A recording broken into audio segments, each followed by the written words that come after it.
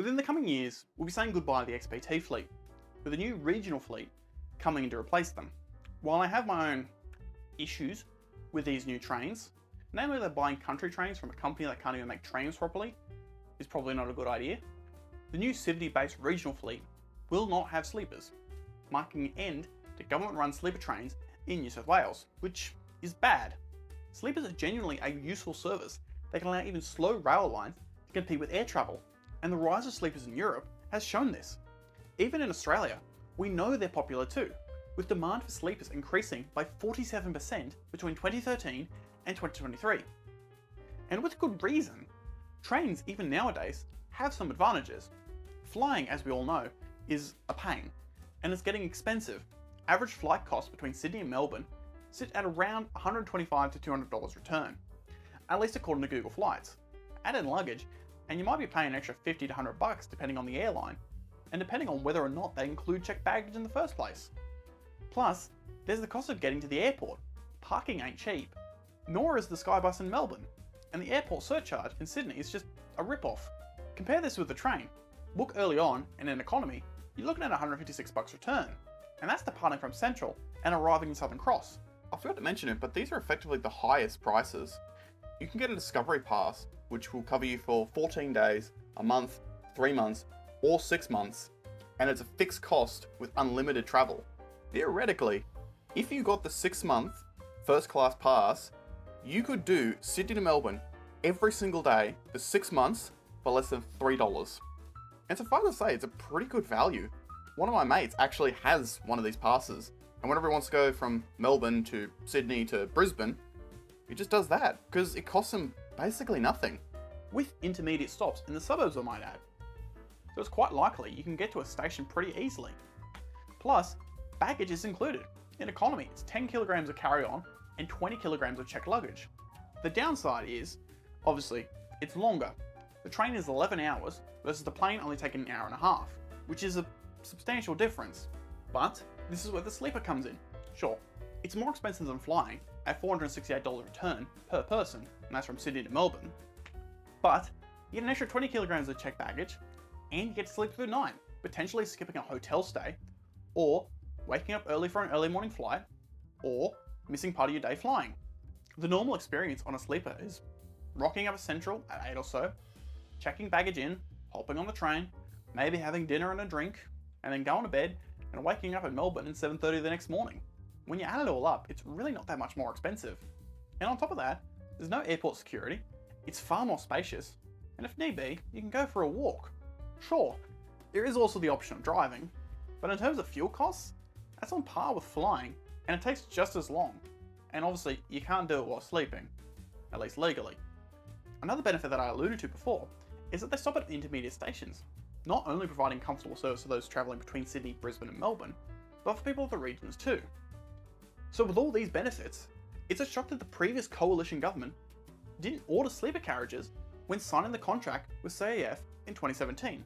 It is true they'll have sleeper cars, in big quotation marks, because they'll be lie flat seats, but they're not as good as proper sleepers. But in case you hadn't noticed, the coalition isn't in power anymore, and Labor is. And while I'm not a Chris Minns super fan, if he wants to make sure I'm voting Labor at the next election, keeping sleepers on will be a great way to do that. After all, investing in public transport often wins elections, and investing in trains that serve country areas might take some votes away from the Nationals. The problem is, how do we keep sleepers on? Obviously, the current XPT sleepers need to go. Although, one thing to note is that the XPT fleet was built in batches. The first was delivered in 1982, but all the sleepers are from the 1993 batch. Arguably, they've got a few years left in them, so a reasonable way of going about it would be to look into and order a replacement in the next year or two. Given that it's generally 2 to 5 years from a train being ordered to being delivered, we could easily see a replacement fleet being delivered as soon as 2028 to 2030, but more realistically, as late as the mid-2030s, which would make our cars only in their late 30s to early 40s when retired, which, sure, is old, but the cars are stainless steel, and as the adage goes, bud don't break. But more seriously, we'll also have a massive supply of spare parts from the other XPTs who are retiring. The government has indicated that they might do this, but they'll decide once the new fleet arrives, and it'll be based on how people react to the seats on those. And if it's not obvious, I think this is probably a good idea. The issue is, assuming we keep them on, what do we order in the end? The most logical option would be to just extend the order of Civities, but I'm not sure that's a good idea. Frankly, if I had to say, CAF would have never gone the contract in the first place, because they're kind of known for shoddy work. Look at their Urbos 3s, or Class 332s, or Mark 5As, all of which have had to be temporarily withdrawn due to cracking. And now they're being tasked with the XPT replacement? I don't think they're capable of doing that, but we'll see. Maybe their Civity trains designed for European regional routes will do well working long distance trains in the much harsher Australian bush. The other option is to go to another company and order trains. But there's only 7 sleeper cars in service at the moment. Assuming we double that to 14, that's still a very small order. So it'd have to be based on an existing design, otherwise it'd just be way too expensive. And there really aren't that many options in Australia. The only 2 existing designs we could convert would be the Velocities or Hunter Railcars, which, yes, I know the latter is technically a suburban train, but a long distance version was planned, and I will discuss it at some point. But back to the topic at hand, the Velocities and Hunters, at least in my opinion, wouldn't be suited to sleeper cars. Honestly, it's entirely because they're diesel multiple units. Each car has an engine, which means through the night, you're going to be hearing rumbling. One of the main issues of the XPT fleet is that the poor track quality leads to many bumps in the night, which makes sleeping hard. So adding an engine to the mix would only make things worse. Ideally, we'd want a push-pull train, like the existing XPT fleet. And the only other existing design at the moment is the Queensland Rail diesel tilt train, which could work.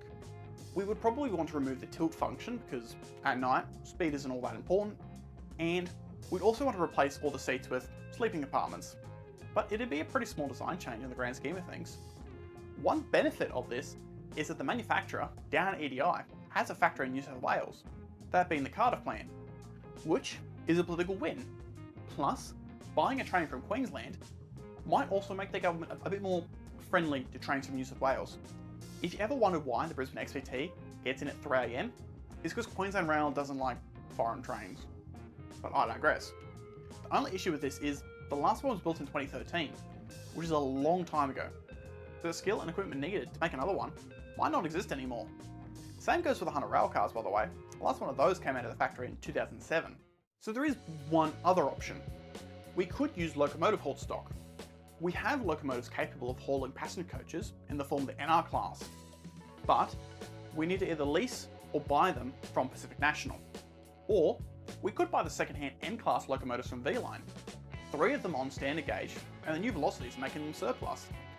It's just that freight operators might fight us for them. We could also take an old freight locomotive like an 81 or an 82 class, whack head and power into it, and just use that. Just like what Metro's done with their SD70 Max. However, it's a good idea in the same way that me running really fast into a brick wall is. But it is an option. In the end, there is also the option to just buy new builds. Can't imagine it'd be that hard to whack head and power into a C44 ACI or GT46 or something, and just order 2 to 4 of them.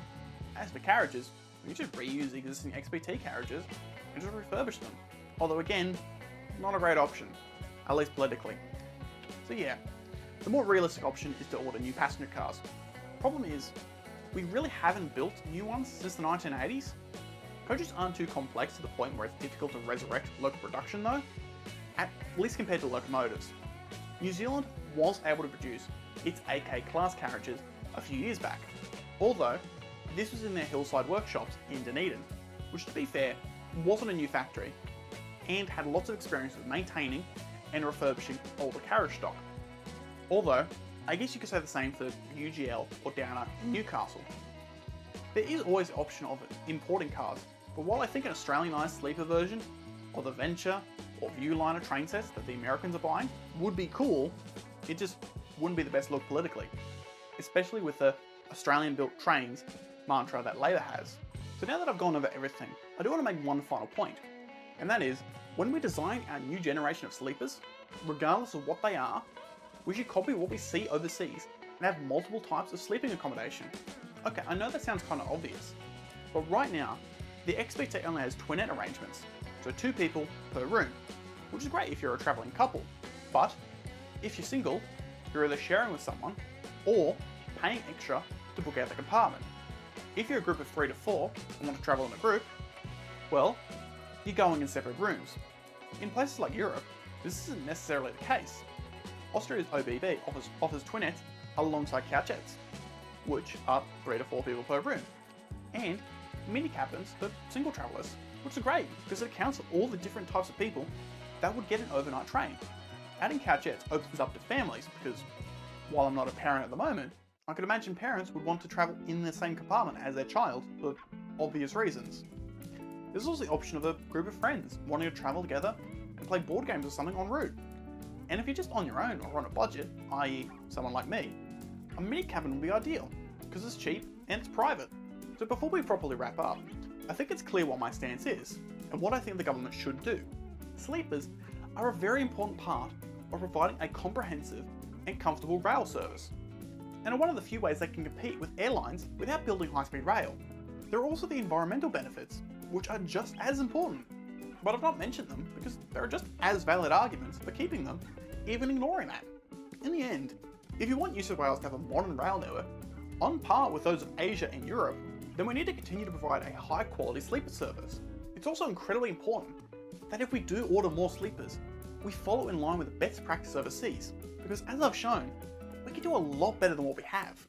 And if we make sleepers a viable option for more people, that's more revenue going to the railways, more cars off the highways, and fewer greenhouse gas emissions. Either way, if you enjoyed it, you should give it a like and subscribe. It really helps the channel. If you think I don't know what I'm talking about, or have anything you want to say, let me know in the comments. And if you really like the video, you can support me on Ko-fi and join the lovely people who support me there. Those people being Chris Topher, Ian Wright, Samantha, Axe Wallier, Z, Luke Norris, AllSnap12, Building Beautifully, and my actual mum and dad. So if you wish to join them, just sign up for a monthly donation and you'll get your name read out in the next video, plus early video and script access. Otherwise, I hope you enjoyed and I'll see you on the next one.